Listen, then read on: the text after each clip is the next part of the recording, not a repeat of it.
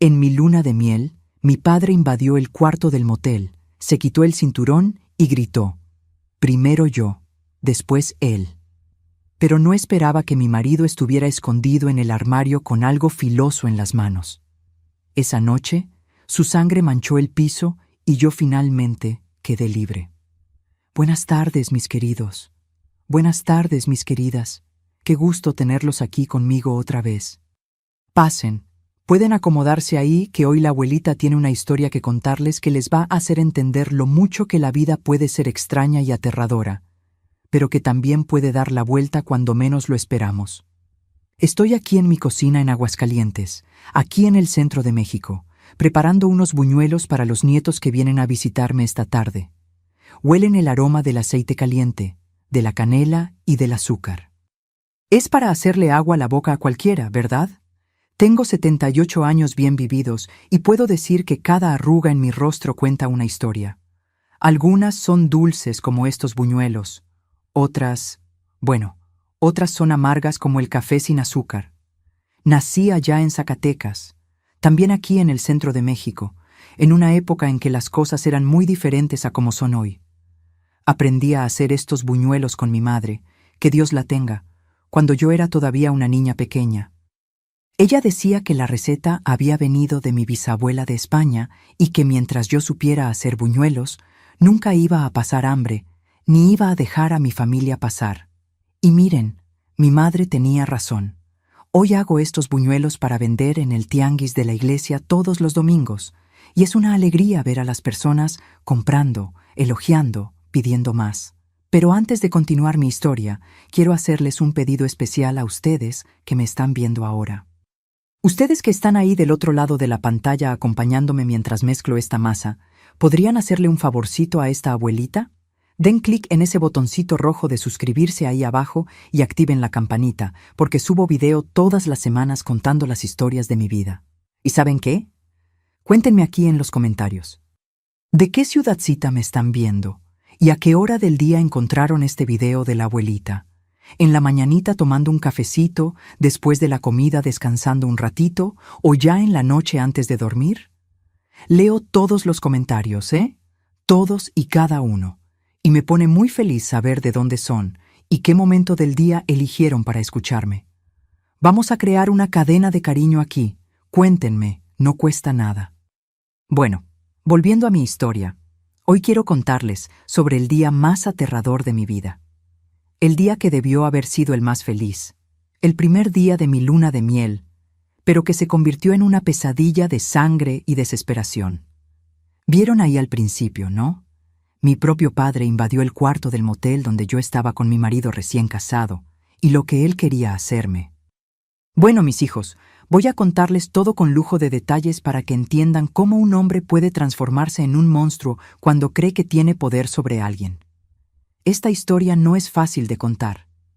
Hasta hoy, cuando cierro los ojos, veo la escena, escucho los gritos, veo la sangre en el piso de ese cuarto.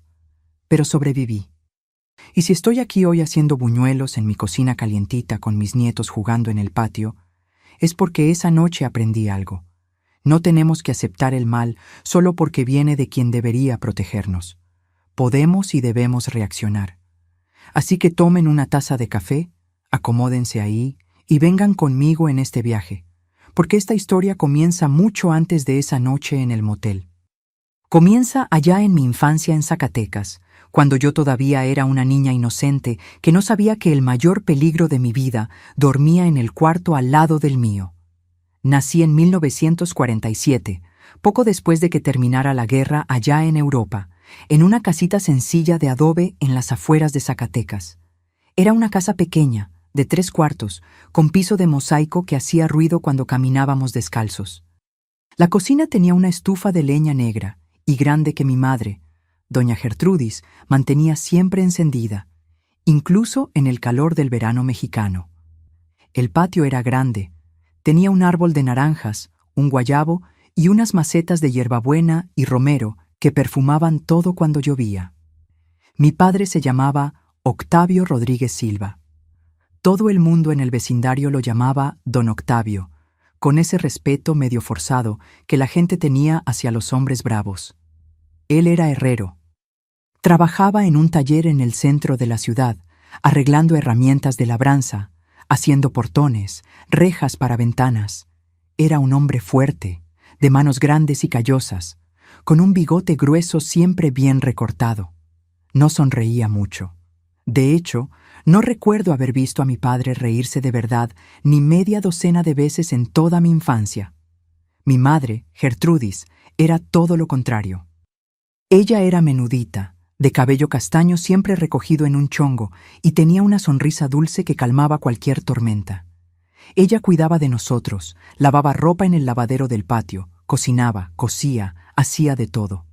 Tarareaba mientras trabajaba, canciones viejas que su madre le había enseñado.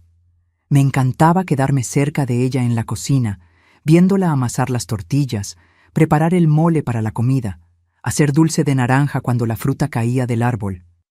Tenía 2 hermanos mayores, Arlindo, que era 6 años mayor que yo, y Olivio, 4 años mayor. Los 2 ayudaban a mi padre en el taller desde temprano, aprendiendo el oficio. Yo era la más chica y la única mujer. Y eso, mis hijos, fue el comienzo del problema. Mi padre siempre me trató diferente a mis hermanos. Con ellos era estricto, pero justo. Les enseñaba el trabajo, les exigía disciplina, pero los dejaba ir a jugar fútbol en la plaza los domingos. Los dejaba salir con los amigos. Conmigo era diferente. Conmigo era... ¿Cómo puedo explicarlo? Era posesivo. Desde chiquita no le gustaba que me alejara mucho de casa. Cuando tenía unos 6, 7 años, las niñas de la calle venían a llamarme para jugar a la rueda, al avión, a las muñecas en la banqueta. Pero si mi padre estaba en casa, abría la ventana y gritaba: «Yara, métete para adentro. Niña decente no anda en la calle como chamaco sin vergüenza». No entendía. Las otras niñas jugaban en la calle todo el día, pero yo tenía que quedarme en el patio sola, jugando con las muñecas de trapo que mi madre me hacía. Mi madre intentaba suavizar las cosas. Decía: «Tu papá te quiere mucho, Yarita. Solo quiere protegerte». Pero había algo en la forma en que él me miraba que me daba un apretón en el pecho, aunque yo siendo niña no sabía ponerle nombre a eso.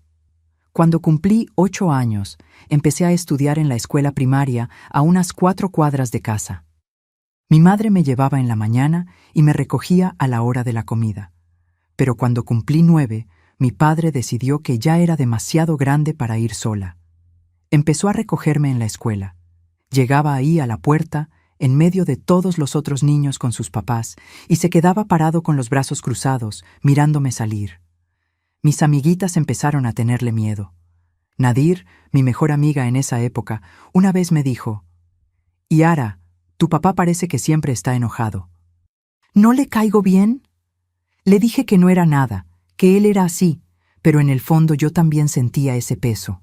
En casa, la rutina era rígida. Me despertaba temprano, ayudaba a mi madre a preparar el desayuno, pan con mantequilla, café con leche, a veces unas gorditas calentitas. Mis hermanos y mi padre comían en silencio, rápido, porque tenían que salir temprano al taller. Después yo iba a la escuela, regresaba, comía y pasaba la tarde ayudando a mi madre en las tareas de casa. Ella me enseñaba a coser, a planchar ropa, a hacer bordado. Me gustaba eso. Me gustaba estar cerca de ella. Era en esos momentos que me sentía segura. Pero cuando mi padre llegaba a casa al final del día, el aire cambiaba. Se sentaba en el equipal del portal, prendía un cigarro y se quedaba ahí mirando la calle. Yo sentía que estaba vigilando todo: quién pasaba, quién hablaba con mi madre, dónde estaba yo. Si me tardaba mucho en el patio, llamaba: «Yara, ven acá, quédate donde te estoy viendo». Y yo iba, con el corazón apretado, a sentarme en el escalón cerca de él, hasta la hora de la cena. Mi madre se daba cuenta, lo veía en su mirada. A veces, cuando mi padre salía a comprar cigarros o a platicar con algún vecino, ella me abrazaba y decía: «Hija mía, tu padre es un hombre difícil, pero no hace mal. Solo tienes que obedecerlo y no darle motivos para que se ponga nervioso». Yo aceptaba eso como verdad. Al fin y al cabo, era niña. ¿Qué sabía yo del mundo? Cuando cumplí 11 años, mi cuerpo empezó a cambiar, y fue ahí que el comportamiento de mi padre se puso aún más extraño. Empezó a hacer comentarios sobre la ropa que usaba. «Esta falda está muy corta, Gertrudis. Hazle otra más larga». O «Esta blusa marca mucho. Niña señorita no puede andar así». Mi madre obedecía callada. Me hacía ropa holgada, oscura, que escondía todo. Yo parecía una señora de 40 años, no una niña de 11. A los 12 vino mi primera menstruación. Mi madre me explicó todo con cariño. Me dio las toallas, me enseñó a lavarlas, a esconderlas, pero de alguna manera mi padre se enteró. No sé si fue por la ropa en el tendedero o si mi madre le contó. Creo que le contó porque pensaba que era su obligación. Esa noche en la cena, mi padre me miró diferente, con una mirada que me congeló por dentro. Dijo bien alto frente a mis hermanos: «Ahora te volviste señorita, Yara, y las señoritas atraen peligro. A partir de hoy, no sales más de esta casa sin mi autorización. Y si algún muchacho se te acerca, le rompo las piernas». Mis hermanos bajaron la cabeza y siguieron comiendo. Mi madre se quedó en silencio y yo sentí que algo había cambiado para siempre. No sabía qué era, pero lo sentía. Era como si una puerta se hubiera cerrado y una sombra hubiera entrado en mi vida. Los años siguientes se fueron poniendo más pesados. Mi padre ya no me dejaba salir, ni a casa de las amigas, ni a misa los domingos. Solo si él iba conmigo. Me vigilaba todo el tiempo. Y cuando cumplí 16, 17 años, su control se volvió sofocante. Pero yo todavía no sabía que lo peor estaba por venir. Todavía no sabía que ese hombre que debería protegerme se convertiría en mi peor pesadilla. Cuando cumplí 18 años en 1965, mi vida era una prisión. No tenía amigas de verdad, no iba a bailes, no iba al cine. Mi padre me había convertido en una sombra dentro de mi propia casa. Ayudaba a mi madre con todo: cocinar, lavar, coser, cuidar la huerta, pero no tenía permiso para nada más allá de esas 4 paredes y del patio. Las pocas veces que salía era para ir a misa los domingos, siempre con mi padre al lado, tomándome del brazo como si fuera a escaparme en cualquier momento. Fue en una de esas misas que conocí a Beto. Era un domingo de abril. El tiempo estaba fresco, ese frío agradable de primavera que tenemos aquí en el centro. Después de la misa, había una kermes en el atrio de la iglesia, vendiendo tacos, pan dulce, aguas frescas. Mi padre se había quedado platicando con unos hombres del taller y mi madre había ido a comprar unos tacos para llevar a casa. Yo me quedé ahí parada cerca de la barda de la iglesia, mirando el movimiento, cuando un muchacho se acercó. Era alto, moreno, con una sonrisa medio chueca que me hizo dar un brinco el corazón. Se quitó la gorra y dijo: «Buenas tardes, señorita. Mi nombre es Beto Cardoso. Soy mecánico. Trabajo en el taller de don Baldomiro ahí en la calle de la estación. La veo todas las semanas en misa y quería saber si me haría el honor de conocer su nombre». Me puse roja como chile. Nadie nunca me había hablado así. Apenas pude responder. Yo soy Yara Rodríguez». Él sonrió más todavía e iba a decir algo cuando mi padre apareció. Su cara se puso morada de coraje. Me agarró del brazo con tanta fuerza que sentí las marcas de sus dedos por días. «¿Quién es usted?», mi padre le gritó a Beto, llamando la atención de todos alrededor. Beto no se intimidó. Miró a mi padre a los ojos y dijo con respeto pero firme: «Mi nombre es Beto Cardoso, señor. Soy mecánico, trabajo con don Baldomiro. Solo estaba saludando a la señorita Yara». Mi padre gruñó: «Pues aléjese de mi hija. Ella no es para que muchachos sin futuro andan de arrimados». Y me jaló de ahí, casi arrastrándome, mientras mi madre venía atrás, asustada, cargando la bolsa de tacos. En el camino a casa, mi padre no paró de hablar. «¿Viste? ¿Viste el tipo de perro que se te acerca cuando te quito los ojos de encima? Por eso no puedo dejarte sola, Yara. Los hombres solo quieren una cosa y tú eres demasiado ingenua para darte cuenta». Pero yo no podía dejar de pensar en Beto, en esa sonrisa, en esa voz gentil. Por primera vez en mi vida, sentí que alguien me había mirado como una persona, no como una propiedad. 2 semanas después, Beto hizo algo que ningún hombre en Zacatecas tenía el valor de hacer. Fue a mi casa a pedir permiso para noviar conmigo. Mi padre estaba en el taller, así que fue mi madre quien atendió la puerta. Yo estaba en la cocina lavando trastes cuando escuché su voz. Mi corazón se disparó. Solté todo y fui hasta la sala. Beto estaba ahí de pie, sosteniendo la gorra con las 2 manos, todo arreglado, con ropa limpia y el cabello peinado con brillantina. Le dijo a mi madre: «Doña Gertrudis, vengo aquí con las mejores intenciones.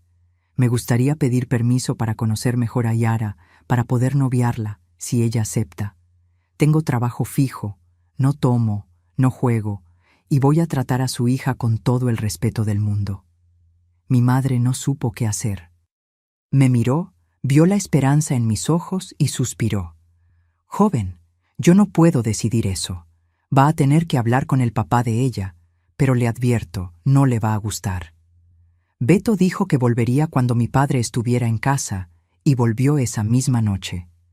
Yo estaba ayudando a mi madre a preparar la cena cuando escuchamos el toque en la puerta. Mi padre fue a abrir.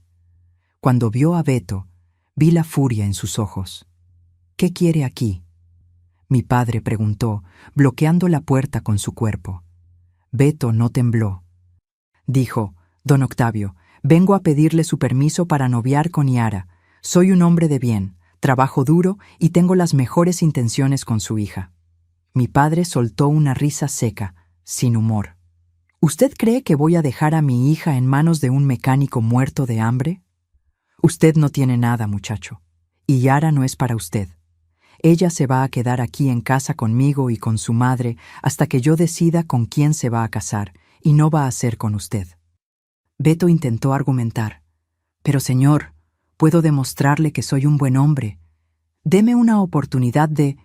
«Quítese de mi puerta antes de que lo parta en 2», mi padre gritó, y le cerró la puerta en la cara a Beto. Sentí las lágrimas rodar por mi cara. Mi madre me abrazó, pero no dijo nada. Mis hermanos estaban en la sala, mirando al piso, avergonzados. Nadie nunca se enfrentaba a mi padre, nadie. Pero Beto no se rindió. Durante los meses siguientes, encontró maneras de verme en secreto. Empezó a ir a la misma misa que yo, siempre manteniéndose a una distancia segura de mi padre. Me mandaba cartitas a través de Nadir, mi amiga de infancia, que trabajaba en la panadería. Yo leía esas cartas escondida en mi cuarto de noche y lloraba de felicidad y de miedo al mismo tiempo. Mi padre empezó a sospechar. Se puso aún más vigilante. Empezó a encerrarme en casa cuando él iba a trabajar.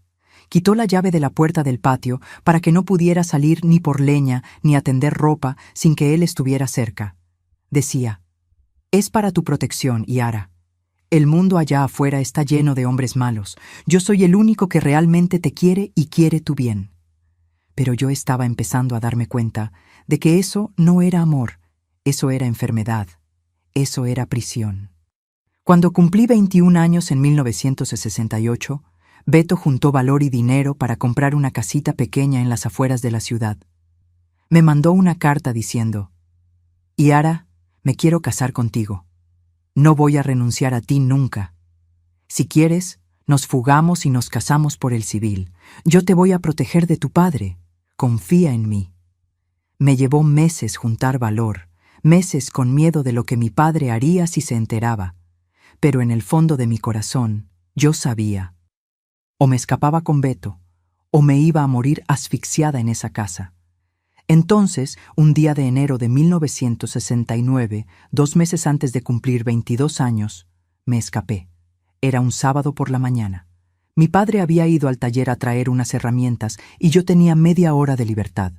Junté unas ropas en un rebozo, le escribí una carta a mi madre pidiéndole perdón y salí por la puerta de atrás. Beto me estaba esperando en la esquina, en su carrito viejo.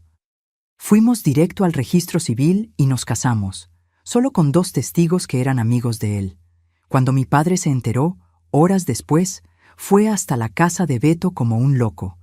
Golpeó la puerta, gritó amenazas, dijo que iba a matar a Beto y a arrastrarme de vuelta a casa, pero Beto no abrió la puerta. Me abrazó fuerte, me escondió en el cuarto y gritó por la ventana: «Yara ahora es mi esposa, nos casamos, usted ya no tiene poder sobre ella». Mi padre bramó: «Ella siempre va a ser mía». «Ya vas a ver, ya vas a ver». Y se fue. Pero esa amenaza quedó resonando en el aire, y yo sabía en el fondo del alma que aquello no había terminado. Mi padre no iba a renunciar a mí nunca. Los primeros días de casada deberían haber sido los más felices de mi vida, pero no lo fueron. Fueron días de terror puro. Después de que mi padre se fue gritando amenazas esa tarde, pensamos que se calmaría con el tiempo, que aceptaría que yo era una mujer casada, que había tomado mi decisión, pero estábamos equivocados. Mi padre no era del tipo que acepta perder el control. Los primeros 3 días, apareció en la casa de Beto todos los santos días, de mañana, de tarde, de noche. Tocaba la puerta con fuerza, gritaba desde el portón: «Yara, sal de ahí. Tú no perteneces a ese muchacho. Eres mi hija, mía». Yo me quedaba escondida en el cuarto, temblando, rezando para que se fuera. Beto se quedaba en la puerta, bloqueando, firme, diciendo que no iba a abrir, que yo estaba bien, que era mejor que se fuera antes de que llamaran a la policía. Pero mi padre no le tenía miedo a la policía. Conocía a medio mundo en Zacatecas. Era respetado, o mejor dicho, era temido. La gente no se metía con don Octavio. Al 4.º día cambió de estrategia. Dejó de tocar la puerta y empezó a seguirnos. Cuando Beto salía a trabajar en la mañana, mi padre estaba en la esquina, recargado en un poste, fumando, mirando. Cuando Beto regresaba a casa al final del día, mi padre estaba ahí otra vez, mirándome por la ventana, con esos ojos llenos de rabia y de algo más, algo que me daba náusea. Era como si no pudiera aceptar que yo pertenecía a otro hombre ahora, como si eso fuera una traición personal contra él. Empecé a tener pesadillas. Soñaba que mi padre invadía la casa en medio de la noche, que me arrastraba de vuelta a esa prisión, que lastimaba a Beto. Despertaba sudando con el corazón disparado, y Beto me abrazaba y decía: «No te va a llevar, Yara. No lo voy a permitir. Prefiero morir antes que dejarlo ponerte una mano encima». Una noche, una semana después de la boda, estábamos cenando cuando escuchamos el ruido de vidrio rompiéndose. Beto corrió hasta la ventana del frente y vio. Mi padre había aventado una piedra a la ventana de la sala. La piedra estaba envuelta en un papel. Beto tomó el papel, lo abrió y leyó en voz alta, con la voz temblando de rabia: «Puedes huir, pero no puedes esconderte. Siempre vas a ser mía. Siempre». Me derrumbé en el piso, llorando. No era solo miedo, era desesperación. Era la sensación de que nunca iba a poder liberarme de él, que ese hombre me iba a perseguir hasta el fin de mis días. Beto fue a la delegación al día siguiente e hizo un reporte. El delegado, un hombre de mediana edad con cara de cansado, escuchó todo y dijo: «Mire, joven, entiendo la situación, pero ¿qué puedo hacer? Él es el papá de ella y técnicamente no ha agredido a nadie. Fue solo una piedra en la ventana. ¿Quieren que meta preso a un hombre por eso? Mejor se mudan a otra ciudad o esperan a que se le pase». Salimos de ahí con la sensación de que no había salida. La ley no nos iba a proteger. Nadie nos iba a proteger. Fue cuando Beto tuvo la idea. Dijo: «Yara, necesitamos salir de aquí unos días. Vamos a hacer nuestra luna de miel. Vamos a un lugar donde tu papá no sepa dónde estamos. Solo unos días para que respiremos, para que se calme.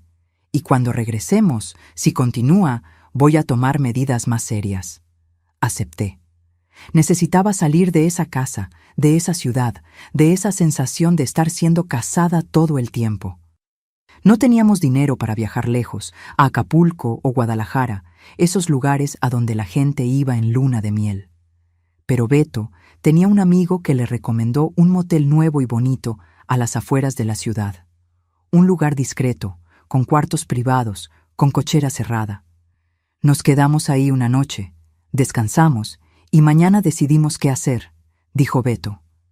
Parecía una buena idea. Un lugar seguro, privado, donde nadie nos iba a encontrar. El día señalado, 15 de febrero de 1969, era una tarde calurosa de verano. Preparamos una maleta pequeña con ropa para pasar la noche. Beto metió en el carro esa caja de herramientas que siempre llevaba. Nunca salía sin ella, porque siempre había alguien pidiendo un favor, algún carro descompuesto en el camino.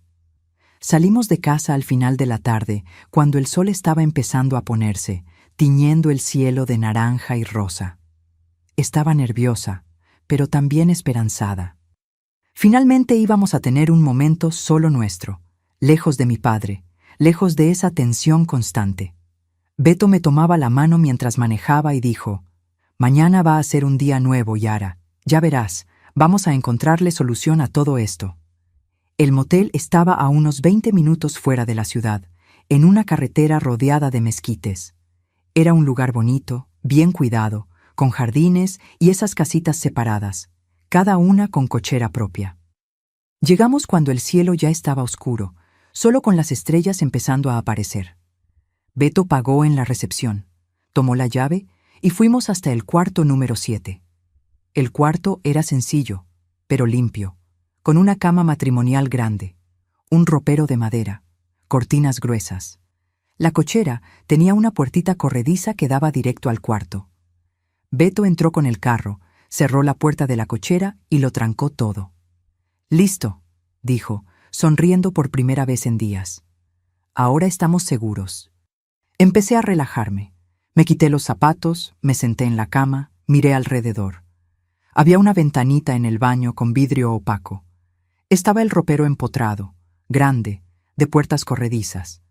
Todo parecía tranquilo, todo parecía seguro. Beto fue hasta la ventana que daba a la parte de atrás del motel para cerrar la cortina. Jaló la tela y miró hacia afuera, distraído. De repente se congeló. Su cara se puso blanca como el papel. «Yara», dijo con voz baja, controlada, pero sentí el pánico detrás. «Apaga la luz ahora». «¿Qué? ¿Por qué?», pregunté confundida. «Haz lo que te digo», dijo en un tono que nunca le había escuchado. Apagué la luz con el corazón ya empezando a dispararse otra vez. Beto vino hasta mí, se arrodilló frente a mí, me tomó las manos. Incluso en la oscuridad veía el miedo en sus ojos. «Yara, escucha bien lo que te voy a decir. Tu papá está allá afuera, está detrás del motel. Debe habernos seguido. Sabe que estamos aquí y viene hacia acá». Sentí el piso desaparecer bajo mis pies. «No, no, Beto, no puede ser. ¿Cómo? No sé cómo, pero está viniendo. Lo vi brincando el murito bajo de atrás hace un momento. Yara, él sabe cuál es nuestro cuarto. Debe habernos visto entrando». El terror se apoderó de mí. Empecé a temblar, mis dientes castañeando. «¿Qué hacemos? ¿Llamamos a la recepción? ¿Llamamos a...?» Beto me interrumpió. «Si llamamos, él se escapa y regresa mañana, o pasado, o la próxima semana. Yara, no va a parar nunca. Necesitamos acabar con esto hoy, aquí, ahora». «¿Cómo?», pregunté casi en un grito susurrado. «¿Cómo acabamos con esto?». Y fue ahí que Beto tuvo la idea. Una idea que cambiaría todo para siempre. Beto se levantó rápido pero controlado. Hablaba bajo, pero cada palabra salía con una determinación que nunca le había visto. «Yara, escucha, tengo un plan, pero necesitas confiar en mí. ¿Confías en mí?». Agarré sus manos temblando. «Confío, confío». «Entonces, haz exactamente lo que te voy a decir». Señaló la cama. «Vas a acostarte en la cama, de lado, de espaldas a la puerta. Vas a fingir que estás dormida. Deja que tu cabello te cubra la cara. No te muevas, no importa lo que pase, no importa lo que escuches, no voltees. ¿Entendido?». Sentí mi estómago revolverse. «Beto, ¿qué vas a hacer?». Respiró hondo. «Voy a salir por la puerta de la cochera. Voy a sacar algo del carro y voy a regresar. Y me voy a esconder. Cuando él entre aquí, Y va a entrar, estoy seguro. Yo voy a estar esperando. Y esta vez, Yara, esto se acaba de una forma u otra. Esto se acaba hoy. Mi voz salió en un hilo. ¿Vas a lastimarlo? Beto me sostuvo la cara con las 2 manos, y por primera vez vi lágrimas en sus ojos. Voy a hacer lo que sea necesario para protegerte. Él te quiere llevar. Él te quiere lastimar, y no lo voy a permitir nunca. Prefiero pasar el resto de mi vida en la cárcel que dejarlo ponerte un dedo encima. Me besó en la frente, luego en la boca, rápido pero intenso, como si fuera la última vez, y luego salió por la puertita de la cochera. Lo escuché abrir la cajuela del carro, el ruido de metal contra metal, herramientas siendo movidas. Mi corazón latía tan fuerte que parecía un tambor en mi pecho. Rezaba bajito. Dios mío, protégenos. Dios mío, protege a Beto. No dejes que pase nada malo. Cuando entró de nuevo al cuarto, la poca luz que entraba por la rendija de la cortina iluminó lo que estaba sosteniendo. Un machete de hoja ancha, de esos que usaba en el rancho de su tío para cortar maleza, abrir brechas. La hoja brillaba, fría, mortal. Nunca había visto ese objeto como un arma, siempre había sido una herramienta, pero en ese momento, viéndolo ahí en la mano de Beto, entendí. Eso podía salvar mi vida o destruir la de él. Beto. Acuéstate, dijo firme. Ahora. Y destranca la puerta. Si la encuentra trancada, la va a tirar y va a hacer ruido. Queremos que entre pensando que todo está tranquilo. Cada parte de mí gritaba que no lo hiciera. Cada instinto me decía que corriera, que gritara, que pidiera ayuda. Pero miré a Beto a los ojos y vi ahí a la única persona en el mundo que realmente quería salvarme. Entonces obedecí. Destranqué la puerta despacio, sin hacer ruido. Cada clic de la cerradura sonaba como un disparo en el silencio del cuarto. Me acosté en la cama, de lado, de espaldas a la entrada, con el cabello esparcido en la almohada, cubriendo mi cara. Intenté relajar el cuerpo, hacer parecer que realmente estaba dormida, pero cada músculo estaba tenso como cuerda de guitarra. Escuché a Beto entrando al ropero empotrado, ese grande de puertas corredizas que quedaba justo frente a la cama. Dejó la puerta entreabierta, solo una rendija delgada. Después, silencio. Silencio absoluto. No sé cuánto tiempo pasó. Tal vez 5 minutos, tal vez 10. Parecía una eternidad. Cada segundo era una agonía. Respiraba despacio, tratando de no temblar, tratando de parecer que estaba dormida. Mi corazón latía tan fuerte que estaba segura de que lo escucharía desde afuera. Escuchaba los grillos cantando allá afuera, el viento meciendo los árboles, el ruido distante de carros pasando en la carretera y nada más. Empecé a pensar, ¿será que Beto se equivocó? ¿Será que mi papá desistió? ¿Será que se fue? Pero en el fondo sabía que no. Conocía a ese hombre, él nunca desistía. Y entonces escuché pasos lentos, cuidadosos, en la banqueta pequeña afuera del cuarto. Alguien probando la manija despacio, viendo si estaba trancada. Mi sangre se congeló. Era él. Había venido. La puerta se abrió despacio, sin un chirrido. Mi padre había abierto la puerta y estaba entrando al cuarto. Escuché la puerta cerrándose otra vez detrás de él, despacio, con cuidado. No quería hacer ruido. Pensaba que estábamos dormidos, que estábamos vulnerables. Cerré los ojos con fuerza, pero podía sentir su presencia. El olor a cigarro que siempre se le pegaba a la ropa, el olor a sudor, el peso de sus pasos en el piso de madera. Se estaba acercando a la cama despacio, paso por paso. Intenté controlar la respiración, intenté parecer que estaba dormida, pero por dentro estaba gritando, «¡Beto, viene! ¡Está aquí mismo, por el amor de Dios, Beto!». Se detuvo al lado de la cama, justo a mi lado, tan cerca que podía sentir el calor de su cuerpo. Lo sentía mirándome, mirando mi cuerpo acostado ahí. Y entonces escuché su respiración, pesada, jadeante, como si hubiera corrido o como si estuviera excitado con algo. Y entonces vino el ruido, el ruido que me hizo querer vomitar. El sonido inconfundible de la hebilla de metal abriéndose. Estaba quitándose el cinturón despacito, el cuero deslizándose por las trabillas del pantalón. Ese sonido que conocía tan bien de mi infancia cuando se quitaba el cinturón para pegarles a mis hermanos cuando desobedecían. Mi mente gritaba: «Beto, ¿dónde estás? Por el amor de Dios, ¿dónde estás?». Pero no podía moverme, no podía mirar, tenía que fingir que estaba dormida. Y entonces habló. La voz baja, ronca, llena de una rabia enfermiza que me hizo erizar toda la piel. «¿Creíste que ibas a huir de mí? ¿Creíste que este muchacho te iba a proteger?». Lo sentí inclinándose, su respiración en mi cuello, su voz susurrando venenosa. «Nadie me quita lo que es mío, Yara. Nadie. Siempre fuiste mía. Siempre vas a ser mía». Escuché el cuero del cinturón enrollándose en su mano, el sonido del cuero estirándose. Y entonces, en un susurro que me congeló hasta la médula de los huesos, primero yo, después él. Levantó el brazo.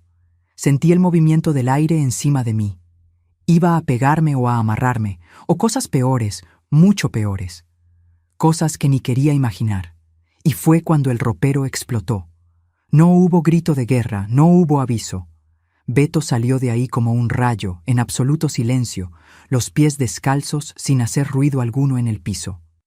Antes de que mi padre pudiera bajar el brazo, antes de que el cinturón pudiera tocarme, antes de que él pudiera siquiera voltear la cabeza, escuché el sonido.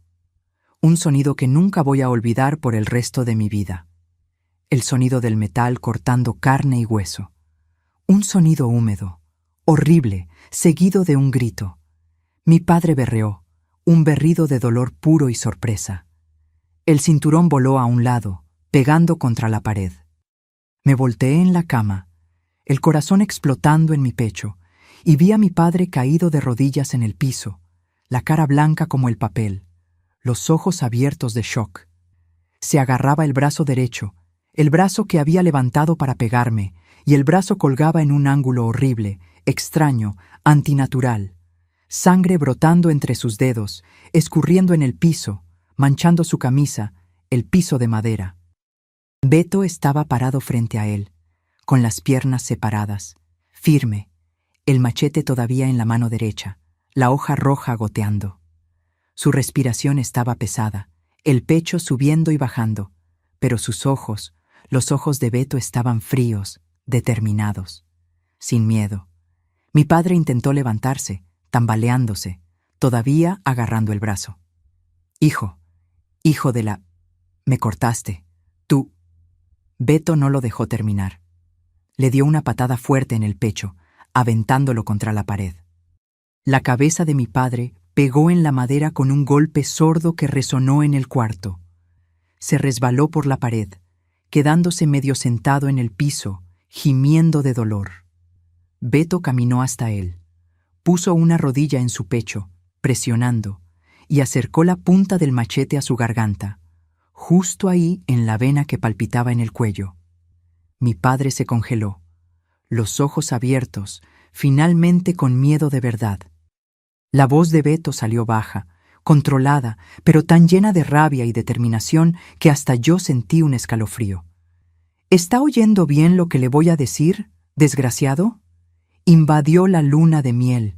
Iba a hacerle Dios sabe qué a ella. Es usted un enfermo, un monstruo, pero ahora me va a escuchar muy bien. Presionó la punta del machete un poco más, haciendo aparecer una gotita de sangre.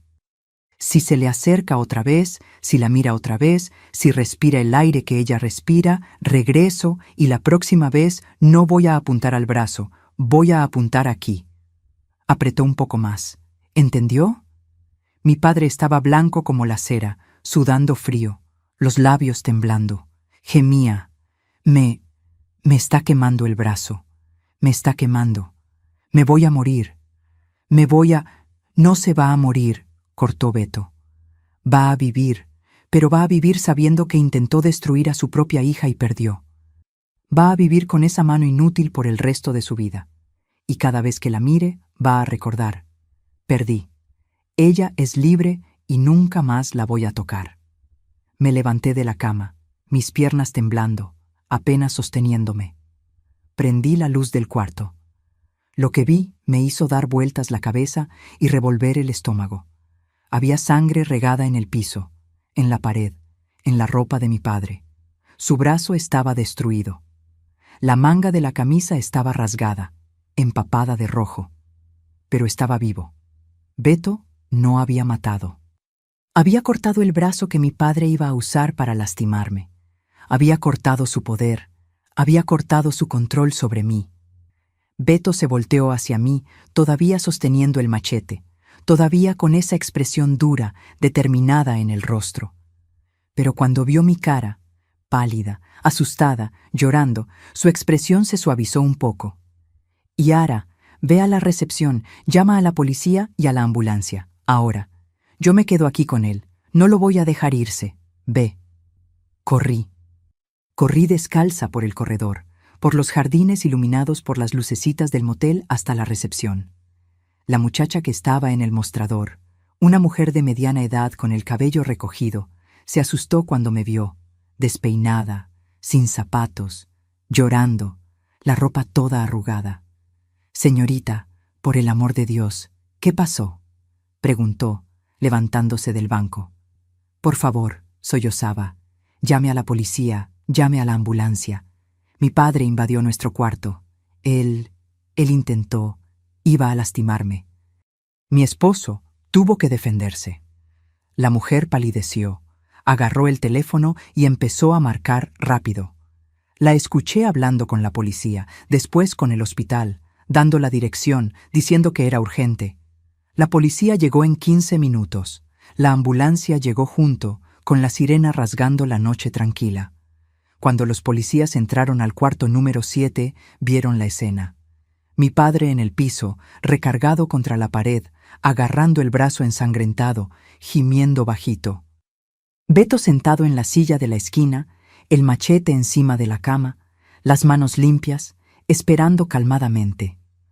Beto no intentó huir, no intentó mentir. Cuando el policía más viejo preguntó qué había pasado, dijo la verdad, mirando directo a los ojos del hombre. «Este hombre es el papá de mi esposa. Nos persiguió por una semana desde que nos casamos. Hoy nos siguió hasta aquí e invadió el cuarto donde yo estaba con ella. Se quitó el cinturón y la amenazó. Yo estaba escondido en el ropero y ataqué para defenderla. No quería matar, solo quería pararlo y lo paré. Los policías me miraron. Conté todo, la vida entera de control y sofocación, la persecución después de la boda, las amenazas, la piedra en la ventana, el reporte que ya habíamos hecho en la delegación, todo. Uno de los policías, un hombre mayor, de cabello canoso y ojos cansados, miró a mi padre con una mezcla de asco y lástima. ¿El señor invadió un cuarto de motel donde su hija casada estaba con su esposo?, preguntó con voz dura. ¿Y todavía intentó agredirla? Mi padre no respondió. Solo gemía de dolor, sudando, la cara contorsionada. El policía se volteó hacia Beto. «Va a tener que ir a la delegación a dar declaración formal, pero por lo que estoy viendo aquí y por lo que su esposa contó, fue legítima defensa, y este señor», señaló a mi padre con desdén, «va a ser arrestado en cuanto salga del hospital. Invasión de domicilio e intento de agresión, como mínimo». Los paramédicos entraron, pusieron a mi padre en una camilla, le hicieron un torniquete en el brazo. Mientras se lo llevaban, mi padre me miró, y por primera vez en mi vida no vi rabia en esos ojos, vi miedo y derrota. Beto y yo fuimos a la delegación, pasamos toda la noche ahí, dando declaraciones, respondiendo preguntas, contando la historia entera una y otra vez. Pero cuando el sol salió al día siguiente, tiñendo el cielo de rosa y dorado, salimos libres. Y por primera vez en mi vida, respiré el aire de la libertad de verdad. De la libertad comprada con sangre, pero libertad de todos modos. Mi padre fue arrestado por invasión de domicilio e intento de agresión. En el hospital, los médicos dijeron que el corte había sido tan profundo que había perdido los movimientos de la mano derecha para siempre. La mano que usaba para trabajar, la mano que había levantado para pegarme, esa mano nunca más funcionó. Cumplió 6 meses de prisión. Cuando salió, nunca más se me acercó, nunca más me habló, nunca más. El hombre que creía que tenía todo el poder sobre mí había sido destruido por el valor de un mecánico humilde que me amaba de verdad. Los días que siguieron a esa noche en el motel fueron los más extraños de mi vida. Regresamos a la casita de Beto en Zacatecas al día siguiente, todavía aturdidos, todavía procesando todo lo que había pasado. Apenas podía dormir. Cada vez que cerraba los ojos, veía la escena otra vez, el machete bajando, la sangre, el grito de mi padre, y al mismo tiempo sentía algo que nunca había sentido antes. Alivio, alivio profundo, liberador. Beto también estaba diferente. Había hecho algo que jamás imaginó que haría. Había herido gravemente a otro ser humano.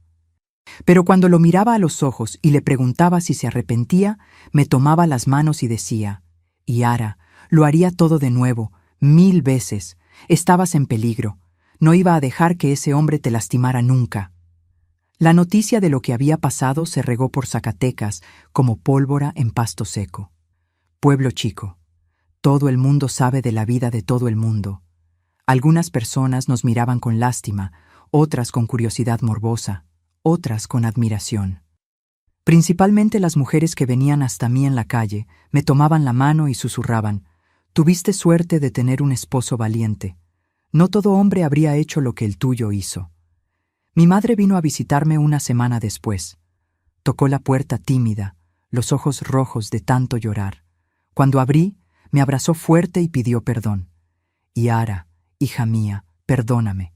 Yo sabía que tu papá era controlador, pero nunca imaginé que fuera capaz de aquello. Debía haberte protegido mejor. Debía haberte sacado de esa casa hace mucho tiempo». Lloré junto con ella. «Mamá, no fue culpa suya. Usted también era prisionera de él. Usted también tenía miedo». Me contó que mi padre, después de salir del hospital con el brazo en cabestrillo y sin poder mover los dedos, se había vuelto un hombre destruido, amargado, callado. Ya no trabajaba, no podía sostener las herramientas bien con una sola mano. Mis hermanos, Arlindo y Olivio, habían asumido el taller y le habían dejado bien claro al padre: si se acerca a Yara otra vez, nosotros mismos lo entregamos a la policía. No queremos saber más de lo que hizo. Saber eso me trajo una paz que no esperaba. Mis propios hermanos se habían puesto de mi lado. Mi madre se había puesto de mi lado. Ya no estaba sola. Pero vivir en Zacatecas se volvió pesado. A donde fuera, había alguien mirando, comentando, preguntando. La ciudad era demasiado chica para guardar ese tipo de secreto. No quería ser la muchacha que fue atacada por su propio padre por el resto de mi vida. Quería recomenzar, quería vivir. Fue ahí que Beto tuvo la idea. Tenía un primo en Aguascalientes, una ciudad a unas 2 horas de Zacatecas. El primo, que se llamaba Teodoro, era dueño de un taller mecánico y necesitaba un socio. Beto fue allá a platicar y regresó animado. «Yara, podríamos irnos para allá, empezar de nuevo. Una ciudad nueva, gente nueva, vida nueva. ¿Qué dices?». No lo pensé 2 veces. «Vamos. Mientras más pronto mejor». En marzo de 1969, un mes después de esa noche terrible, nos mudamos a Aguascalientes. Vendimos la casita de Zacatecas, metimos nuestra vida en media docena de cajas y partimos una mañana de sol. Mi madre vino a despedirse, me abrazó llorando, me hizo prometer que la visitaría. Mis hermanos también vinieron y me dieron dinero a escondidas para ayudar con la mudanza. «Te queremos, hermana. Mereces ser feliz». Aguascalientes era diferente a Zacatecas. Era más grande, más movida, con más comercio, más gente. Nadie nos conocía, nadie sabía de nuestra historia. Éramos solo una pareja joven más tratando de construir una vida. Y eso era todo lo que yo quería. Beto se hizo socio de Teodoro en el taller y el negocio prosperó. Era trabajador, honesto, bueno en lo que hacía. Yo, por mi parte, empecé a hacer pasteles y dulces para vender. Recordaba las recetas de mi madre, de las cosas que me había enseñado en la cocina. Empecé haciendo para vecinas, después para conocidas de ellas, y pronto tenía una clientela fija. Buñuelos, pan dulce, pan de elote, cocadas. Cada peso que entraba era una victoria. Cada día sin miedo era un milagro. En 1970 descubrí que estaba embarazada. Cuando le conté a Beto, me levantó en el aire y dio un grito de alegría que todos los vecinos oyeron. Reí, lloré, y por primera vez sentí que tenía un futuro por delante. Un futuro de verdad, con una familia mía, construida en el amor, no en el miedo. Mi hija, Teresita, nació en noviembre de 1970. Era chiquitita, rosadita, perfecta. Cuando la cargué en mis brazos por primera vez, hice una promesa. Hija mía, tú nunca vas a pasar por lo que yo pasé. Vas a crecer libre, vas a ser respetada. Vas a saber que tu cuerpo es tuyo y nadie tiene derecho a controlarte nunca. 2 años después vino Valdir, después Luciana, después el más chico, Jair. 4 hijos, todos criados con mucho amor, mucho cariño y mucha plática. Beto y yo siempre platicamos mucho con ellos, sobre respeto, sobre límites, sobre pedir ayuda cuando algo estaba mal. Ninguno de nuestros hijos creció con miedo de los papás, crecieron con amor. Con el tiempo, las heridas fueron cicatrizando. Todavía tenía pesadillas. A veces despertaba sudando, creyendo que mi padre estaba en la puerta. Pero Beto siempre estaba a mi lado, abrazándome, recordándome, ya no te puede lastimar, estás segura, estás conmigo. Regresé a visitar a mi madre en Zacatecas algunas veces al año. Mi padre nunca estaba ahí en esas visitas.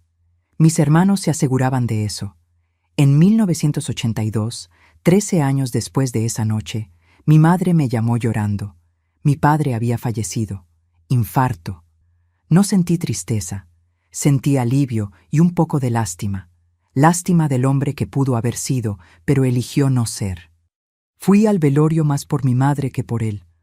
Miré su cuerpo en el ataúd, ese hombre que un día fue tan grande y aterrorizante en mi vida, y vi solo a un viejo flaco, pequeño, acabado. La mano derecha, incluso muerto, estaba chueca, atrofiada, inútil, la marca permanente del día en que intentó destruirme y fue destruido. No lloré, pero recé. Recé para que su alma encontrara la paz que nunca tuvo en vida. Recé para que donde quiera que estuviera, entendiera el mal que había hecho. Y recé agradeciendo a Dios por haberme dado a Beto, por haberme dado el valor de huir, por haberme dado una segunda oportunidad de vivir. Los años pasaron, mis hijos crecieron, estudiaron, se casaron, me dieron nietos. Beto y yo celebramos bodas de plata, de perla, de oro. El taller prosperó. Mi negocio de dulces también. Compramos una casa mejor con patio grande, donde planté naranjos y guayabos, igual que en mi infancia. Pero esta vez eran mis árboles, en mi patio, en mi casa. Casa que nadie podía invadir, casa donde yo mandaba. Hoy, cuando miro hacia atrás, veo claramente que esa noche en el motel fue la noche en que nací de verdad. Fue la noche en que dejé de ser la niña aprisionada y me convertí en la mujer libre. Fue horrible, fue sangriento, fue traumático, pero fue el precio de mi libertad. Y si pudiera regresar, sabiendo lo que sé ahora, haría todo igual, porque la libertad no tiene precio y nadie, ni padre, ni esposo, ni nadie, tiene derecho a apresarnos. Hoy aquí en Aguascalientes, a mis 78 años, vivo una vida que la niña de Zacatecas nunca pudo haber imaginado. Una vida sencilla, pero libre. Y libertad, mis queridos, es el mayor lujo que existe. Me despierto todos los días a las 5:30 de la mañana. No necesito despertador. El cuerpo ya sabe la hora. Beto todavía duerme un ratito más. Tiene 81 años y los huesos le duelen más que antes. Entonces lo dejo descansar.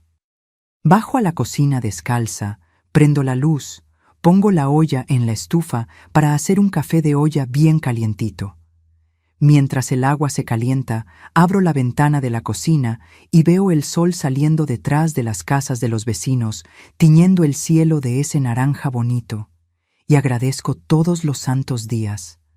Agradezco por estar viva, por estar aquí, por haberlo logrado. Martes y jueves de mañana son los días que hago los buñuelos para vender en el tianguis de la iglesia los domingos. Ayer mismo hice 12 docenas. Mezclo la masa con las propias manos. Harina, huevos, leche, azúcar, canela. El aroma llena toda la casa.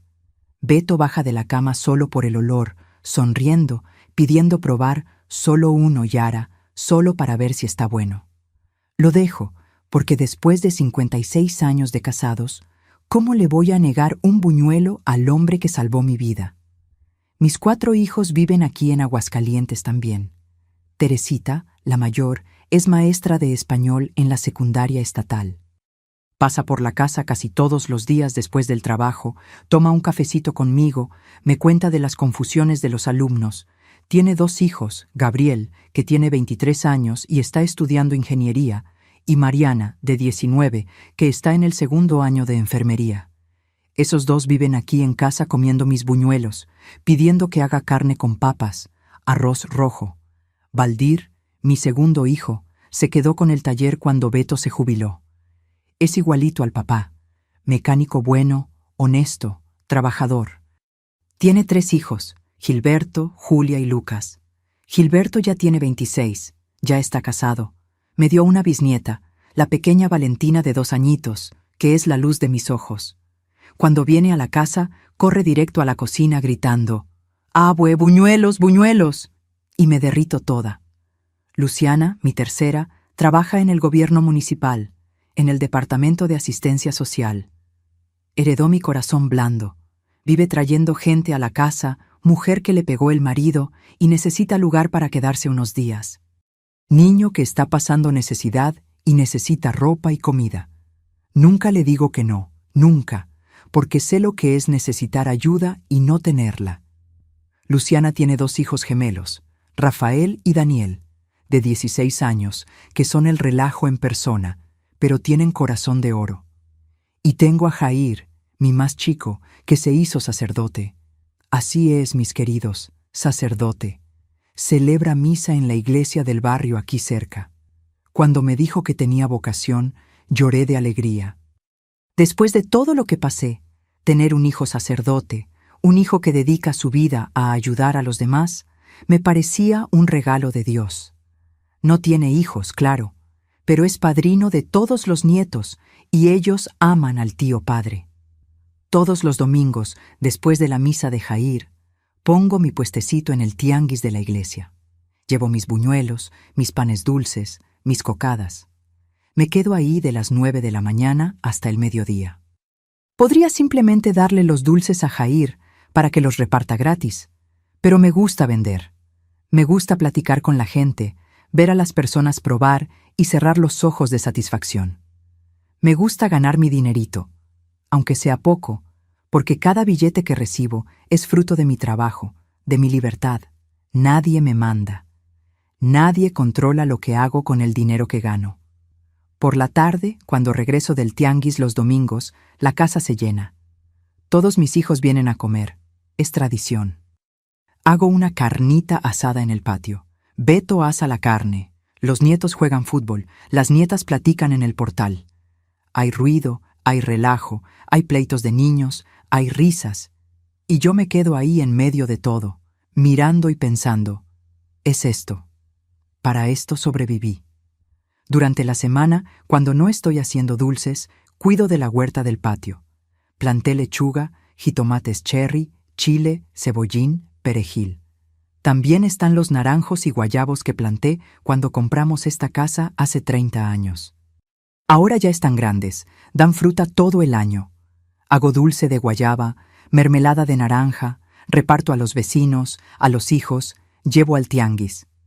Martes por la tarde voy al grupo de la tercera edad aquí del barrio.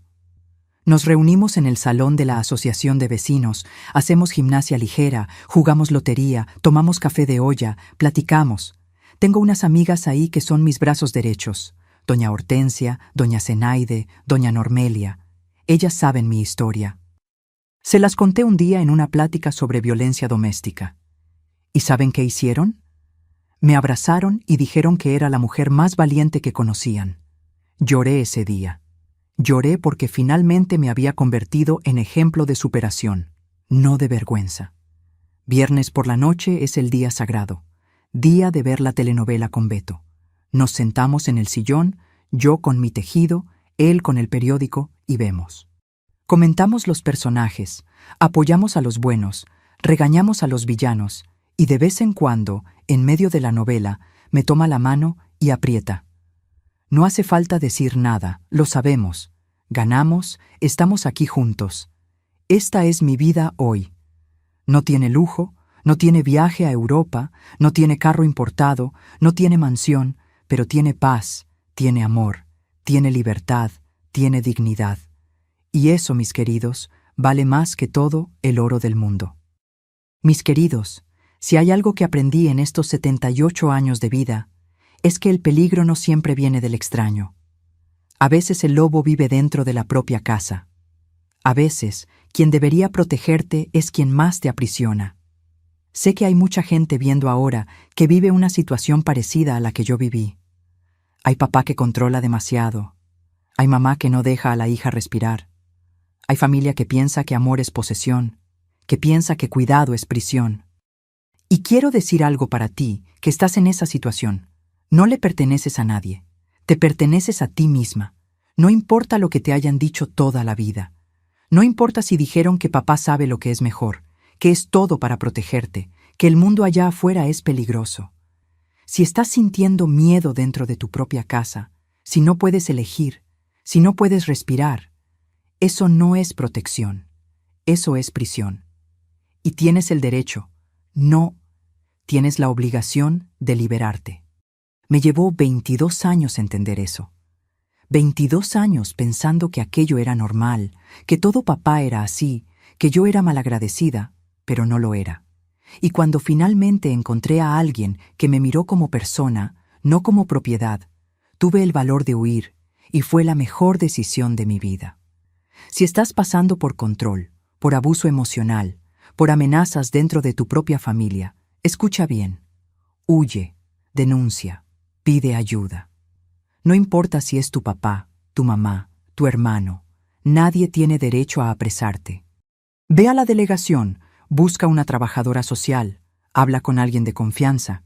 En cada ciudad, en cada país, existen personas y organizaciones listas para ayudarte a salir de esa situación. No creas cuando dicen que la familia es sagrada para mantenerte rehén. Familia de verdad no aprisiona. Familia de verdad libera. Yo logré salir porque tuve un hombre valiente a mi lado que arriesgó todo, hasta su libertad, para protegerme.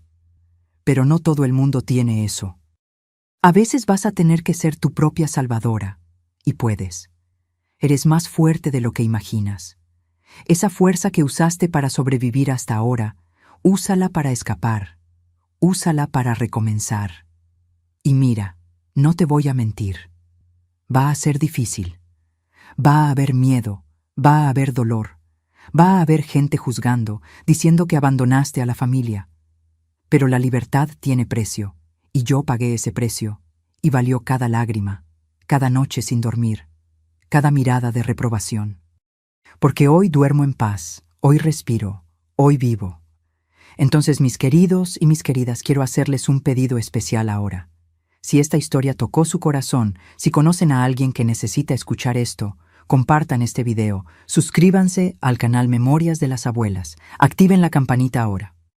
No esperen ni un minuto más, porque cada persona que escuche esta historia puede ser una vida salvada, puede ser una hija, un hijo, que va a tener valor de salir de la prisión y vivir de verdad. Y déjenme una palabra en los comentarios. Escriban solo libertad. Quiero ver cuántas personas aquí entienden que la libertad es sagrada, que la libertad no se negocia, que la libertad vale más que la sangre. Háganlo ahora, por ustedes, por quien aman, por la niña que yo fui y que ustedes pueden estar ayudando a liberar hoy. Un beso en el corazón de cada uno. Y recuerden, merecen ser libres. Siempre lo merecieron.